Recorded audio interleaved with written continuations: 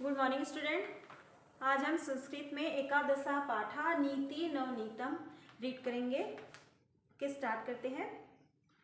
यस्मिन् जीवति जीवन्ति बहुवः सह तु जीवति कुरुते किं न काको अपि चंचवा स्व उदरम पूर्णम।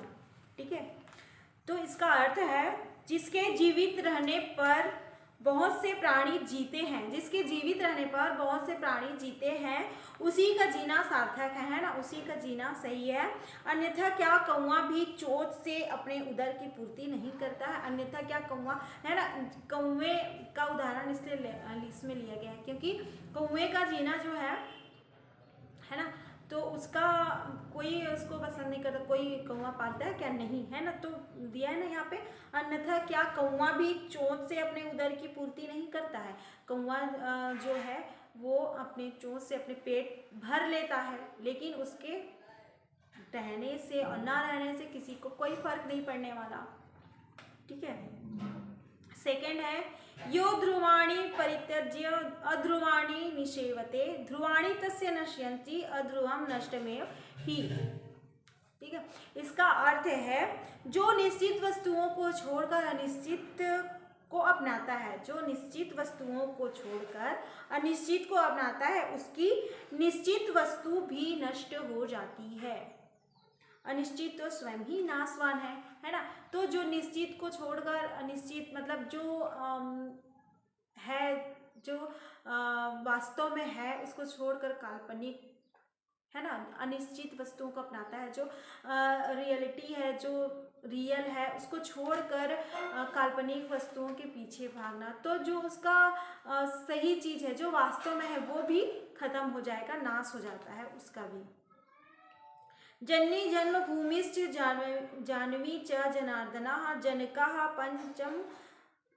जनकः पंचमश्च जकारः पंच दुर्लभः।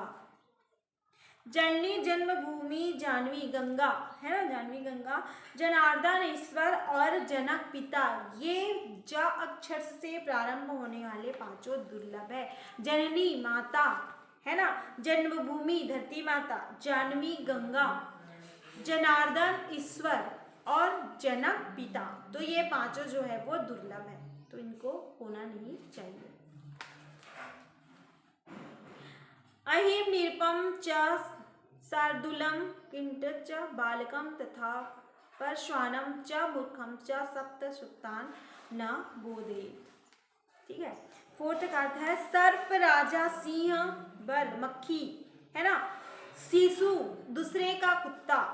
देखो क्या क्या बोल रहे हैं, सर्प, सांप, राजा, सिंह, बर, मक्खी, ठीक है, शिशु, बालक, छोटा बच्चा, दूसरे का कुत्ता और मूर्ख, ये सातों अगर सो रहे हैं तो उनको नहीं जगाना चाहिए, क्योंकि उनको जगाए तो वो आप ही को परेशान करेंगे, है ना, खतरनाक है ये सातों। ठीक है। फिफ्थ है विद्यार्थी, सेवका, पांधः, क्षुतार्थो, भय कातरः, भंडारी, प्रतिहारी च सप्त सुक्तान प्रबोधयेत्। ठीक है। विद्यार्थी, सेवक, राहगीर, भूखा व्यक्ति, डरा हुआ, भंडारी और द्वारपाल। भंडारी जो भंडार गृह में रहता है ना, उसको बोलते हैं भंडारी। भंडार गृह जो खाना वाना बनाते रहता है ना।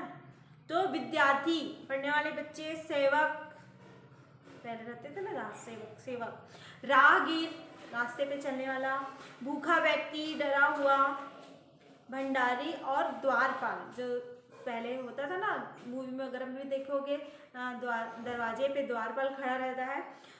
तो ये सातों, है ना, अगर सो रहे हैं तो इनको जगा देना चाहिए।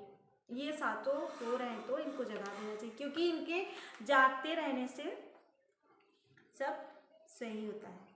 ठीक है। विद्यार्थी अगर सोते पढ़ते पढ़ते सो जाते हैं तो उनको जगा देना चाहिए। ठीक।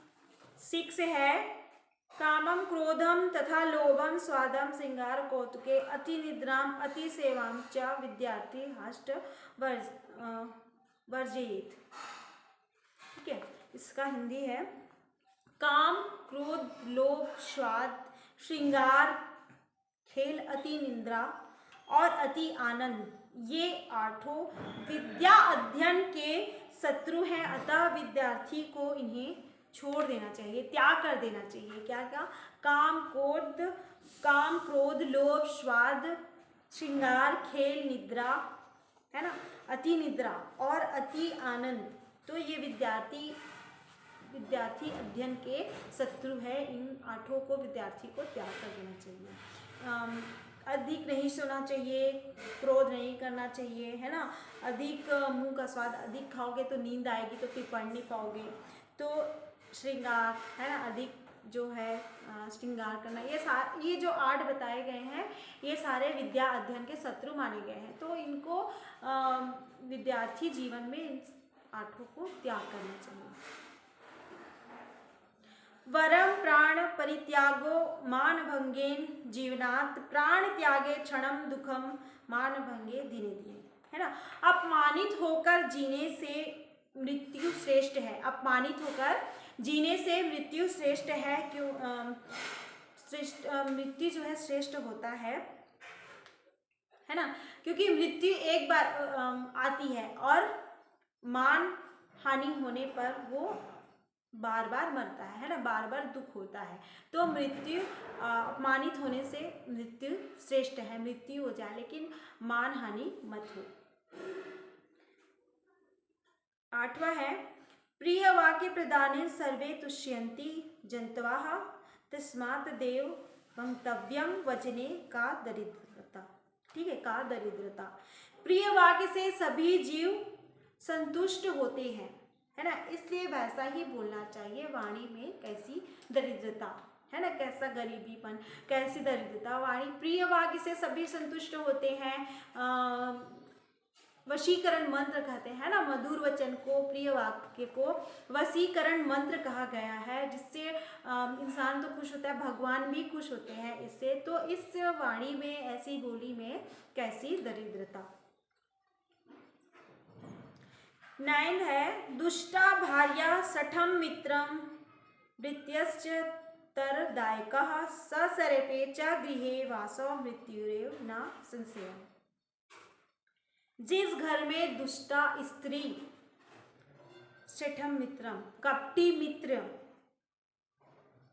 है ना, भृत्यश्च जवाब देने वाला नौकर और सांप का वास है, वहां मृत्यु निश्चित है ना। जिस घर में दुष्टा स्त्री, कपटी मित्र, जवाब देने वाला नौकर और सांप का वास होता है, वहां मृत्यु निश्चित है। ठीक है, लास्ट वाला है 10 पॉइंट।